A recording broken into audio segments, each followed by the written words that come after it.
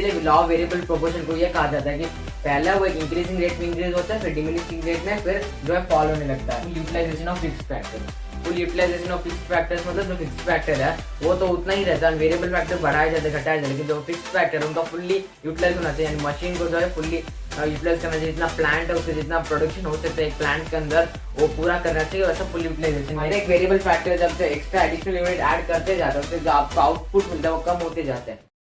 सो hello guys, जय Shri Krishna, welcome back to the video of commerce with Anshuman. आज हम देखने वाले हैं इकोनॉमिक्स का टॉपिक लॉस ऑफ रिटर्न्स। इसका मतलब होता है कि हम जब प्रोडक्शन करते हैं तो फिर हम जितना भी इनपुट्स में चेंजेस करते हैं उसके रिजल्ट के तौर पे जो आउटपुट होता है वो भी चेंज होता है, चाहे वो कम हो या फिर ज़्यादा हो, लेकिन जो चेंजेस होते हैं उन्हें हम रिटर्न्स कह सकते हैं। यानी आउटपुट में जो चेंजेस होते हैं उन्हें हम रिटर्न्स कह सकते हैं।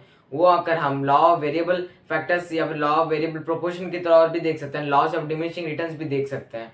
तो इस वीडियो में हम ये लॉस ऑफ रिटर्न्स को कवर करेंगे। तो बिना किसी देरी के लेट्स गेट स्टार्टेड।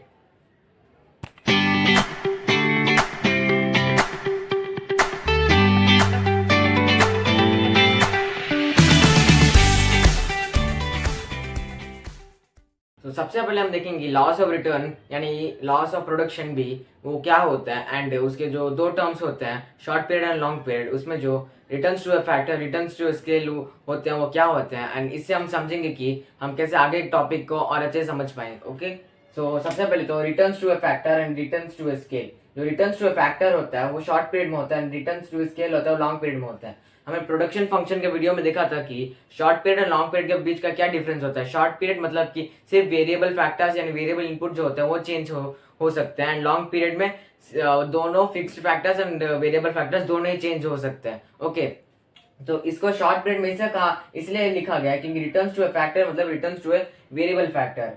ओके, और ये जो होता है रिटर्न्स टू अ स्केल, इसे कहते हैं स्केल ऑफ प्रोडक्शन, क्योंकि यहाँ पर सिर्फ एक फैक्टर जो होता है उसे चेंज किया जाता है इसलिए उसे रिटर्न्स टू अ फैक्टर कहा जाता है। सबसे पहली बात तो रिटर्न्स मतलब तो change in quantity of output में be referred to as returns. जो लॉ ऑफ रिटर्न्स कहा जाता है, रिटर्न्स का बेसिकल मतलब ये होता है कि जब आप इनपुट्स में चेंजेस करते हैं उसका एज ए रिजल्ट जो आउटपुट में चेंजेस आता है उस आउटपुट के चेंजेस को रिटर्न्स कहा जाता है। आप इनपुट को बढ़ाओ या घटाओ, अगर उससे जो आउटपुट में चेंजेस आता है आउटपुट जो बढ़ता है या घटता है उसे ही रिटर्न्स कहा जाता है। ओके, नेक्स्ट की laws of return explain the change in output as a result of change in input. कि वही जब इनपुट्स को बदला जाता है उसके रिजल्ट में जो आउटपुट बदलता है उसे लॉ ऑफ रिटर्न्स कहता है। लॉ ऑफ रिटर्न्स के दो टाइप्स होते हैं, एक तो रिटर्न्स टू अ फैक्टर, एक returns to a scale.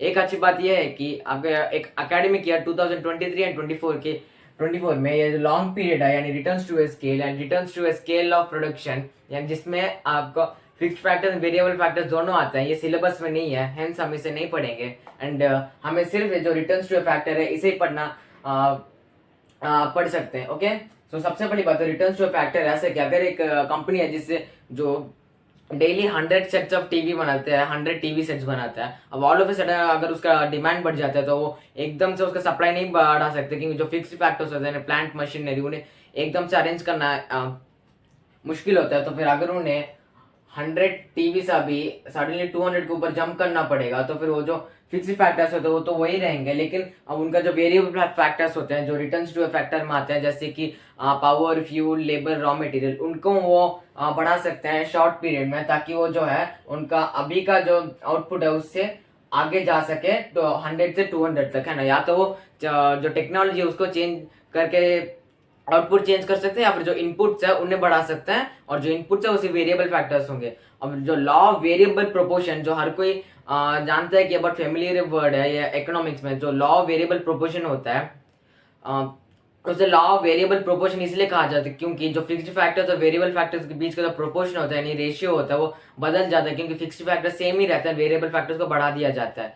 Okay, and जो रिटर्न्स टू फैक्टर्स कहा जाता है, फैक्टर मतलब वही वेरिएबल फैक्टर, क्योंकि फैक्टर जो है variable factors and variable inputs उन्हें बदला जाता है। तो फिर लॉस ऑफ रिटर्न्स में आप ये समझ सकते हैं loss of returns and loss of production भी कहा जा सकता है, फिर loss of change in output भी कहा जाता है, क्योंकि रिटर्न्स मतलब जो इनपुट में वो बदलने से जो आपका आउटपुट एज ए रिजल्ट बदलता है उसे रिटर्न्स कहा जाता है। एंड उसके दो टाइप्स होते हैं, returns to a factor, returns to a scale, and short period में एंड लॉन्ग पीरियड में, जिसमें ये जो है आपके सिलेबस में नहीं आता 2023-24 एकेडमिक ईयर में। एंड जो शॉर्ट पीरियड है उसमें आप सिर्फ variable factors and variable input जो है उसे चेंज कर सकते हैं, इसलिए उसको लॉ ऑफ वेरिएबल प्रोपोर्शन भी कहा जा सकता है या फिर law of returns two variable factor भी कहा जा सकता है। ओके, तो फिर आपने ये समझ लिया कि रिटर्न्स क्या होता है एंड लॉज ऑफ रिटर्न्स क्या होता है, एंड रिटर्न्स टू फैक्टर यानी शॉर्ट पीरियड में सिर्फ जो वेरिएबल फैक्टर्स होते हैं उन्हें चेंज कर सकते हैं। तो ये समझ के अभी हम नेक्स्ट जाएंगे लॉज ऑफ वेरिएबल प्रोपोर्शन में, उसका हम टैबुलर एंड डायग्रामेटिक प्रेजेंटेशन वो भी देखेंगे एंड अजम्पशंस वगैरह वो भी पढ़ेंगे। So let's go. सो अभी हम देखेंगे लॉ ऑफ वेरिएबल को और थोड़ा डेप्थ में, ताकि आप इसे और अच्छे से समझ पाए। हम अभी लॉ ऑफ वेरिएबल प्रोपोर्शन का जो 3 फेजेस या 3 स्टेजेस होते हैं उन्हें पढ़ेंगे, जो कि एग्जाम में बहुत पूछा जाता है कि लॉ ऑफ वेरिएबल प्रोपोर्शन के 3 स्टेजेस लिखिए, एंड उसका हम टैबुलर एंड डायग्रामेटिक प्रेजेंटेशन देखेंगे एंड उसका एक स्टेटमेंट पढ़ेंगे जिसे आप एक डेफिनेशन की तरह ले सकते हैं। Okay, and also with example. सबसे पहले तो हम लॉ ऑफ वेरिएबल प्रोपोर्शन जाने से पहले law of returns to a factor का जो है एक अच्छा सा डेफिनेशन पढ़ लेते हैं, ताकि आप जो एग्जाम अच्छे से लिख पाए। पहले तो रिटर्न्स टू अ फैक्टर का मीनिंग ये होता है कि change in TPP when an additional unit of variable factor of production is applied with fixed factor. देखो, फिक्स्ड फैक्टर ऑलरेडी रहता है, उसी के साथ जब एक वेरिएबल फैक्टर का एक एडिशनल यूनिट आता है तब जो टीपीपी होता है, टोटल फिजिकल प्रोडक्ट, जिसका मतलब हमने प्रोडक्शन फंक्शन वाला वीडियो में देखा था। तो टीपीपी ज्यादा कुछ नहीं होता बल्कि टोटल आउटपुट होता है। उसमें जो चेंजेस आता है जब वेरिएबल फैक्टर का एक एडिशनल यूनिट आता है विथ फिक्स्ड फैक्टर्स ऑलरेडी है, उसे रिटर्न्स टू अ फैक्टर कहा जाता है। जब टीपीपी में चेंजेस आते हैं, जब एक वेरिएबल फैक्टर का एडिशनल यूनिट इंप्लीमेंट किया जाता है और फिक्स्ड फैक्टर्स ऑलरेडी वहां पर होते हैं, एम्प्लॉयड रहते हैं, इस पूरे प्रोसेस को रिटर्न्स टू अ फैक्टर कह सकते हैं। ओके, नेक्स्ट हम लॉ ऑफ वेरिएबल प्रोपोर्शन का एक डेफिनेशन नहीं तो मीनिंग देखेंगे, जिससे आप और अच्छे से समझ पाए। पहले तो लॉ ऑफ वेरिएबल प्रोपोर्शन आकर if more and more units of a variable factor employed with fixed factors, यानी कि एक वेरिएबल फैक्टर का ज्यादा से ज्यादा यूनिट से एम्प्लॉय किया जाता है फिक्स्ड फैक्टर्स के साथ साथ, तब टीपीपी जो है पहले इंक्रीजिंग रेट में इंक्रीज होता है, दूसरा स्टेज में तब भी वो इंक्रीज हो रहा था बट डिमिनिश रेट में, यानी इंक्रीज हो रहा है लेकिन अभी कम रेट में, यानी कम तेजी से पहले के मुकाबले। एंड जो थर्ड स्टेज है उसमें वो गिरने लगता है। अब वो आप सोचोगे ऐसा क्यों, कि पहले इंक्रीज हो रहा है एकदम फास्ट है, सेकंड स्टेज में धीरे से इंक्रीज होता है, थर्ड स्टेज में फॉल होता है। वो एक एग्जांपल की तरह समझे तो मान के चले एक होटल है जिसमें जो ओनर होता है, सबसे पहले तो वो जो होटल खोलता है नया नया, वहां पर 0 वेटर्स होते हैं, जिस वजह से अगर कस्टमर्स आते हैं तो फिर उन्हें खाली जाना पड़ता है क्योंकि वेटर्स नहीं है, तो इसलिए वो एक वेटर का अपॉइंट करता है। उसका हम ये टैबुलर फॉर्म से अच्छे से समझ पाएंगे। सबसे पहले जो फिक्स्ड फैक्टर है यहाँ पर जो एफ है, फ्री फायर मत समझना, फ्री फायर नहीं है, फिक्स्ड फैक्टर्स है। ओके, जो फर्स्ट वन ये जो है एक होटल है, जो यहाँ पर एक जो होटल है वो फिक्स्ड फैक्टर है, वो अभी बदल नहीं सकते, एक ही होटल है उसके पास, तो इसके सारा 111। जो वेरिएबल फैक्टर है वो आप लेबर समझ सकते हैं, लेबर यानी वेटर, जो पहले लेबर 0 होता है इसलिए टोटल आउटपुट जो होता है वो भी 0 होता है ना। नेक्स्ट जब वो जो ओनर होता है वो एक लेबर लेके आता है, एक वेटर लेके आता है, तब उसका जो वेरिएबल फैक्टर होता है वो 1 होता है। हेंस वो एक वेटर आने की वजह से जो टोटल आउटपुट है वो 2 बन जाता है। तो जब देखते हैं कि वो लेबर यानी कि जो वेटर है उसके आने से उसका जो आउटपुट है वो बढ़ गया है, तो फिर वो एक और एडिशनल यूनिट ऑफ जो वेरिएबल फैक्टर होता है, जो हमने यहाँ पर पढ़ा, if more and more units of a variable factor employed, यानी कि अभी एक लेबर था, अभी एक और आ गया, यानी 2 लेबर्स पे जो है टोटल 6 आउटपुट हो रहा है। एक पे 2 हो रहा था तो 2 पे 6, यही सोच के उसने एक और वेटर ले आया, जिसकी वजह से 3 वेटर की वजह से टोटल 12 प्रॉफिट हो रहा था। आई मीन 12 का जो आउटपुट हो रहा था, टोटल टीपीपी जो है वो 12 हो रहा था। अब ये जो 3 तक है उसे हम फेज 1 कह सकते हैं, क्योंकि एक इंक्रीजिंग रिटर्न्स होता है, क्योंकि उसको जो रिटर्न्स मिल रहा है यानी जो आउटपुट है वो एकदम इंक्रीजिंग रेट में, बहुत तेजी से बढ़ रही है, क्योंकि जब पहला लेबर आता है सिर्फ 2, तब 2 आउटपुट है, जब दूसरा आता है तब 6, यानी दोनों का डिफरेंस होता है 4, और जब तीसरा आता है तब 12, यानी कि तब दोनों का डिफरेंस होता है 6, यानी पहले 2 फिर 4 उसके बाद 6, यानी कि इस तरीके से जो उसका जो आउटपुट है वो एकदम इंक्रीजिंग रेट में बढ़ रहा है। यही अगर वो जब सोचता है कि उसको ऐसा लगने लगता है जितने ज्यादा वेटर्स उतने ज्यादा उसका प्रॉफिट, तो वो और ऐसे ही वेटर्स लाते जाता है 4 5 6 7 8 टोटल 8 वेटर्स ले आता है। लेकिन प्रॉब्लम तब होता है जब उसका जो एकदम मैक्सिमम टीपीपी होता है ना, मैक्सिमम आउटपुट, वो यहाँ पर अटक जाता है यहाँ पर, यानी कि जो मैक्सिमम टीपीपी उसको मिल सकता है वो है कि 3 वेरिएबल फैक्टर्स में उसको 12 टीपीपी मिल सकता है, लेकिन वो और भी वेरिएबल फैक्टर्स को इंप्लीमेंट करने लगते हैं। वेरिएबल फैक्टर में वेटर्स वेटर्स को जैसे बढ़ाते जाता है वैसे जो उसके रिटर्न्स होता है वो कम होने लगता है। पहले तो वो बढ़ ही रहा होता है लेकिन वही धीरे से बढ़ने लगता है, उतने तेजी से नहीं, पहले उसके बाद गिरने लगता है, क्योंकि अभी जो वेरिएबल फैक्टर्स है वो जो है टीपी पे ज्यादा होने लगते हैं, क्योंकि जो वेटर्स है वो फ्री में काम नहीं करते हैं और जो आउटपुट मिलता है उसकी वजह से उनको जो प्रॉफिट आता है उस प्रॉफिट से जो है उनका सैलरी भी उन्हें काटना पड़ता है। इसीलिए जैसे जैसे वेरिएबल फैक्टर्स बढ़ते जाएंगे वैसे वैसे वो जो टीपीपी है वो घटता जाएगा। इसीलिए लॉ ऑफ वेरिएबल प्रोपोर्शन को ये कहा जाता है कि पहला वो एक इंक्रीजिंग रेट में इंक्रीज होता है, फिर डिमिनिशिंग रेट में फिर जो है फॉल होने लगता है। ये जो फेज 1 है यहाँ तक एकदम इंक्रीजिंग रेट में इंक्रीज हो रहा था, फिर यहाँ पर 16, फिर 18, पहले 16 था फिर 18 हुआ, जिस वजह से 2 इंक्रीज हुआ है। लेकिन उससे पहले का देखो, 2 से पहले 4 था, 4 से पहले 6, ठीक है। तो आप ये पहले जो है एकदम 6 तक रिटर्न मिल रहा है, वो ये सोचा होगा 2 है, 4 है, 6 है, उसके बाद एक और लगेगा तो 12 हो जाएगा, नहीं, लेकिन बढ़ा तो है लेकिन 4 ही बढ़ा, उसके बाद 2 ही बढ़ा, उसके बाद 0 हो गया। इसलिए सेकंड फेज में जो है डिमिनिशिंग रेट में वो बढ़ता है, और उसके बाद जो थर्ड फेज होता है वो थर्ड फेज में जो है वो एकदम नेगेटिव आ जाते हैं उसके रिटर्न्स। तो एग्जाम में एक बहुत इंपॉर्टेंट क्वेश्चन पूछा जाता है, what are the 3 stages of variable proportion. तो उसको आप इस तरीके से लिख सकते हैं, जो पहला स्टेज होता है, ये देखिए पहला स्टेज, उसमें सबसे पहले तो TPP increases eight an increasing rate and MPP increases, okay. जो सेकंड स्टेज और सेकंड फेज होता है उसमें जो है TPP increases eight A diminishing rate but MPP starts falling यानी गिरने लगता है, but the MPP is still positive, यानी कि एमपीपी गिर रहा है लेकिन अभी भी पॉजिटिव है। एंड जो थर्ड फेज है उसमें सेकंड फेज में जो है डिमिनिशिंग रेट में बढ़ते बढ़ते अपने मैक्सिमम पॉइंट तक जाता है एंड एमपीपी जो है 0 में आ जाता है। थर्ड फेज में जो टीपीपी वो भी गिरने लगता है एंड जो एमपीपी है वो नेगेटिव आ जाता है। एंड ये 3 स्टेज, पहले इंक्रीजिंग रेट तो इंक्रीजिंग, डिमिनिशिंग रेट तो फॉलिंग बट पॉजिटिव, एंड उसके बाद फॉलिंग तो फिर नेगेटिव, ओके। तो फिर ये हमने देखा लॉ वेरिएबल प्रोपोर्शन का meaning, returns to a factor का मीनिंग, उसका tabular and diagrammatic representation with an example. अभी हम नेक्स्ट देखेंगे कि वो क्या रीजंस है इंक्रीजिंग रिटर्न्स के लिए या फिर डिमिनिशिंग रिटर्न्स के लिए, ओके। So let's go. सो अभी हम देखेंगे जो लॉ ऑफ वेरिएबल प्रोपोर्शन है उसमें क्या अजम्पशंस होते हैं एंड उसके increasing returns and diminishing returns के बीच के रीजंस क्या होते हैं।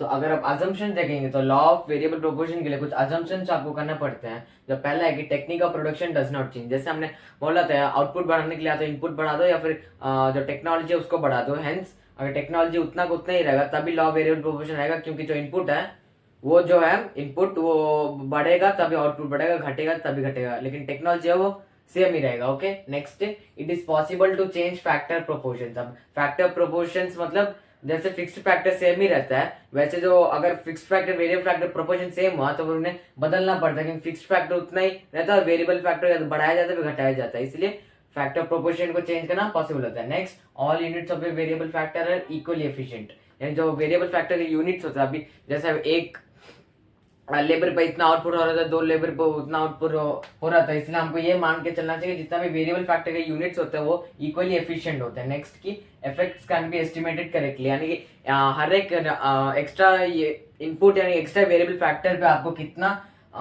इफेक्ट्स होगा, कितना बढ़ेगा कितना घटेगा, उसको जो एस्टिमेट करोगे आप वो एकदम करेक्टली होना चाहिए कि आपने इतना अनुमान लगाया तो इतना ही आया। नेक्स्ट की short period of operation. Short period of operation जैसे मैंने बोला था कि जो लॉन्ग पीरियड होता है, यानी कि जो फैक्टर्स जो स्केल होता है, फैक्टर्स यानी स्केल ऑफ प्रोडक्शन में, उसमें जो है आपका सिलेबस के बाहर तो है, लेकिन जो लॉ वेरिएबल प्रोपोर्शन है वो सिर्फ शॉर्ट पीरियड में आता है, क्योंकि लॉन्ग पीरियड में जो है fixed factors and variable factors दोनों आप चेंज कर सकते हैं। नेक्स्ट है रीजन फॉर इंक्रीजिंग रिटर्न्स की realisation of optimum combination of factors. और realisation optimum combination of factors मतलब ऑप्टिमम मतलब बेस्ट कॉम्बिनेशन ऑफ फैक्टर्स मतलब जब फिक्स्ड फैक्टर्स एक रहता है तब उसके लिए मैक्सिमम, हमने पिछले एग्जांपल में देखा था कि 3 वेटर्स होते हैं, वही अगर आप एक होटल की जगह 2 होटल होते हैं, यानी कि उनके पास 2 फिक्स्ड फैक्टर्स होते हैं, तो वो उसके लिए वो चाहे तो 3 है तो 6 वेटर्स रख सकते थे। तो इसलिए उनका जो बेस्ट कॉम्बिनेशन होता है fixed factor and variable factors के बीच का बेस्ट कॉम्बिनेशन वो होना चाहिए, तभी उनको इंक्रीजिंग रिटर्न्स मिलता है। Next, full utilisation of fixed factors. Full utilisation of fixed factors मतलब जो फिक्स्ड फैक्टर है वो तो उतना ही रहता है, वेरिएबल फैक्टर बढ़ाया जाता है घटाया जाता है, लेकिन जो फिक्स्ड फैक्टर है उनका फुल्ली यूटिलाइज होना चाहिए, यानी मशीन को जो है फुल्ली यूटिलाइज करना चाहिए, जितना प्लांट है उसके जितना प्रोडक्शन हो सकता है एक प्लांट के अंदर वो पूरा करना चाहिए, वैसा फुल यूटिलाइजेशन। नेक्स्ट की स्पेशलाइजेशन। स्पेशलाइजेशन मतलब जो डिवीजन ऑफ लेबर होता है, यानी कि एक लेबर से एक टास्क करा रहे हो या फिर बहुत सारे टास्क करवा रहे हो, उस लेबर जो है वो स्किल्ड है या अनस्किल्ड है उसके बेसिस पे करना चाहिए, ताकि हाई प्रोडक्टिविटी मिले और जो आउटपुट है वो ज्यादा मिले। नेक्स्ट है वॉल्यूम डिस्काउंट। वॉल्यूम डिस्काउंट मतलब जो अब रॉ मटेरियल्स वगैरह लेते हो उसके एकदम हाई क्वांटिटी मिलेंगे तो उसका जो प्राइस है वो नीचे गिरता है, जिस वजह से अगर चाहे तो ज्यादा वेरिएबल इनपुट आ पाता है, क्योंकि उसको खरीदने में या उस एम्प्लॉय करने में जो कॉस्ट होता है वो नीचे गिरता है, हेंस इंक्रीजिंग रिटर्न्स। नेक्स्ट की reasons for diminishing returns.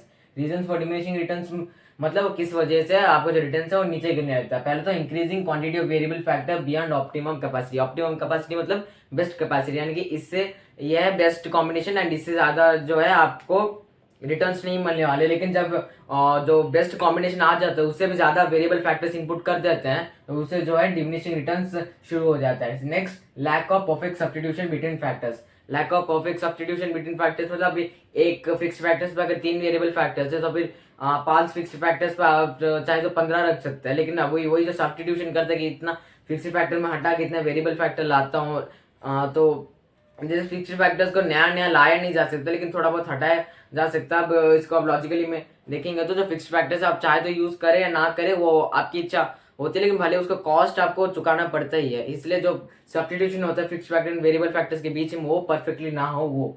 Next के for in quantity of fixed factors inputs per unit of variable factor inputs, यानी कि जितना फिक्स्ड फैक्टर्स का क्वांटिटी है वो नीचे गिरने लगता है जितना वेरिएबल फैक्टर का इनपुट्स, यानी जितना वेरिएबल फैक्टर के इनपुट्स है उसके मुकाबले जो फिक्स्ड फैक्टर की क्वांटिटी वो नीचे गिरने लगता है।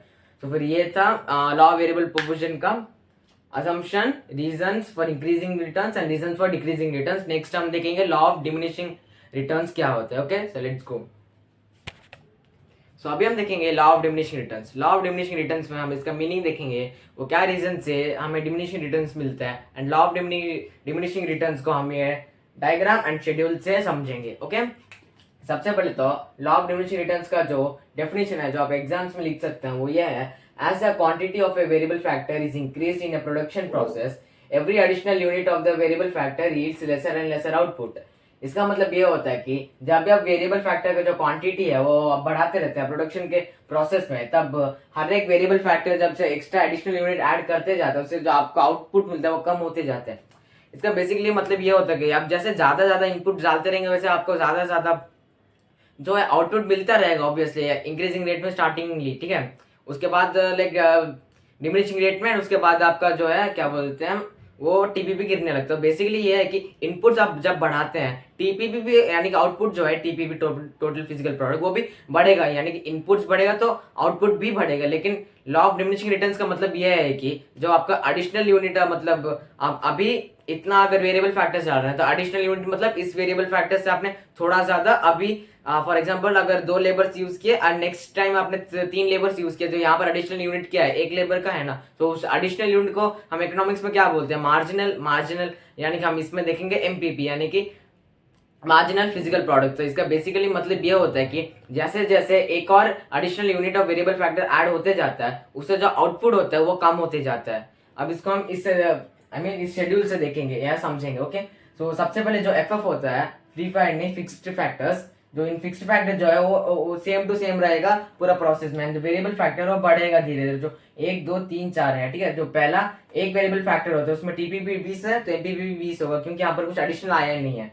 नेक्स्ट की जब 2 वेरिएबल फैक्टर्स होते हैं, यहाँ पर पहले 1 था यहाँ पर अभी 2 है, यानी कि एक additional unit of variable factor उन्होंने ऐड किया, तो उस वजह से टीपीपी क्या है, टीपीपी बढ़ गया, पहले 20 था अभी 35 है, यानी कि जो टीपीपी है वो तो है 20, लेकिन अभी additional unit of variable factor add करने से टीपीपी कितना हो गया 35, यानी जो additional unit of physical product यानी कि additional unit of output generate हो कितना है 20 और 35 के बीच का डिफरेंस यानी 15। तो फिर जब आप एमपीपी देखते हैं पहले 20 था उसके बाद 15 हो गया, अभी थर्ड में जब तीसरा वेरिएबल फैक्टर लाएंगे तो अभी टीपीपी 45 हो जाएगा, दोनों के बीच का डिफरेंस 10, यहाँ पर 10 हो जाएगा। और यहाँ पर जब 4 वेरिएबल फैक्टर्स लाएंगे तब यहाँ टीपीपी 50 हो जाएगा, यहाँ पर 5 हो जाएगा, यानी कि जैसे ही additional unit of variable factors add होते जाता है वैसे ही जो आउटपुट है यानी एमपीपी उस जो जाए कम यील्ड यानी कि कम प्रोड्यूस करने लगता है। पहले 20 कर रहा था, फिर 15, फिर 10, फिर 5। ये होता है लॉ ऑफ डिमिनिशिंग रिटर्न्स, मतलब जैसे जैसे additional unit of variable factors add होते जाते हैं वैसे ही जो आउटपुट है वो आउटपुट बढ़ता रहा होता है, लेकिन वो गिरने भी लगता है। मतलब टोटल फिजिकल प्रोडक्ट की तरफ से देखेंगे तो ये जो आउटपुट है ये बढ़ तो रहा है, लेकिन पहले के मुकाबले कम, यानी पहले 20 बढ़ रहा था, अब फिर 15, फिर 10, फिर 5, यानी कि जो आउटपुट हो रहा है हर वेरिएबल फैक्टर पे, वो जो एडिशनल आउटपुट हो रहा है वो गिरते जा रहा है। आउटपुट भले ही बढ़ रहा है, लेकिन उसका जो एडिशनल यूनिट आउटपुट है यानी कि एमपीपी वो गिरते जा रहा है। कंफ्यूज मत होइए, मैं अच्छे से समझाता हूँ। जैसे ही तो फिक्स्ड फैक्टर सेम रहता है, वेरिएबल फैक्टर बढ़ते जाते हैं, वेरिएबल फैक्टर यानी इनपुट्स के बढ़ने से जो है आउटपुट भी बढ़ता है, लेकिन जो additional unit of variable factor आने के बाद जो मार्जिनल फिजिकल प्रोडक्ट होता है यानी एमपीपी, वो धीरे धीरे कम होने लगता है, यानी पिछली बार से कम। यहाँ पर बेसिकली ये लिखा हुआ है ना कि yields lesser and lesser output lesser and lesser output from the previous one होता है, यानी पहले 20 फिर 15। यानी जैसे इसका सिंपल मतलब यह होता है कि जैसे जैसे वेरिएबल आउटपुट बढ़ता जाएगा, वैसे जो एमपीपी है यानी कि पहले से जो आउटपुट है वो कम होता जाएगा, यानी पहले 20 फिर 15 फिर 10 फिर 5। ये है उसका डायग्राम से आप समझ सकते हैं कि जब 0 इनपुट था तब 0 आउटपुट है, ठीक है। और जब वेरिएबल इनपुट 1 था तब 20 हमको आउटपुट मिल रहा था ना एमपीपी, जब 2 हुआ तब 15, जब 3 हुआ तब 10, जब 4 हुआ तब 5। इसका मतलब ये होता है कि जैसे वेरिएबल फैक्टर सब बढ़ाते जाएंगे, वैसे आपको जो आउटपुट है वो कम होता जाएगा एमपीपी के फॉर्म में। अब इसका रीजन समझाएंगे डिमिनिशिंग रिटर्न्स हमें क्यों मिलता है। सो अभी हमने जस्ट कुछ मिनट्स पहले जो हमने reasons for diminishing returns law variable proportion के लिए देखा, वही सेम पॉइंट्स इस लॉ में भी एप्लीकेबल होता है, यानी यूज बियॉन्ड ऑप्टिमम कैपेसिटी, यानी जो ऑप्टिमम यानी बेस्ट कैपेसिटी होता है फिक्स्ड फैक्टर वेरिएबल फैक्टर्स का, उससे भी ज्यादा अगर वेरिएबल फैक्टर्स आप इंप्लीमेंट कर देंगे तो डिमिनिशिंग रिटर्न्स आएगा। Next, lack of perfect substitution between factors, यानी कि इतना फिक्स्ड फैक्टर्स उतना वेरिएबल फैक्टर्स का जो बीच का सब्स्टिट्यूशन होता रहता है वो जो है परफेक्टली नहीं किया गया। नेक्स्ट की fall in quantity of fixed inputs. Fall in quantity of fixed inputs मतलब यहाँ पर जो वेरिएबल फैक्टर्स 1, 2, 3, 4 बढ़ते जा रहे हैं, लेकिन उनके मुकाबले जो फिक्स्ड फैक्टर्स है वो कम है, यानी कि फिक्स्ड फैक्टर सेम रहता है, वो तो बढ़ता नहीं है। एंड जैसे जैसे वेरिएबल फैक्टर बढ़ता जाता है तो फिक्स्ड फैक्टर जो क्वांटिटी भले ही कांस्टेंट होता है, लेकिन उनके मुकाबले कम होता है। इस वजह से इन सारी रीजन से जो है डिमिनिशिंग रिटर्न्स होता है।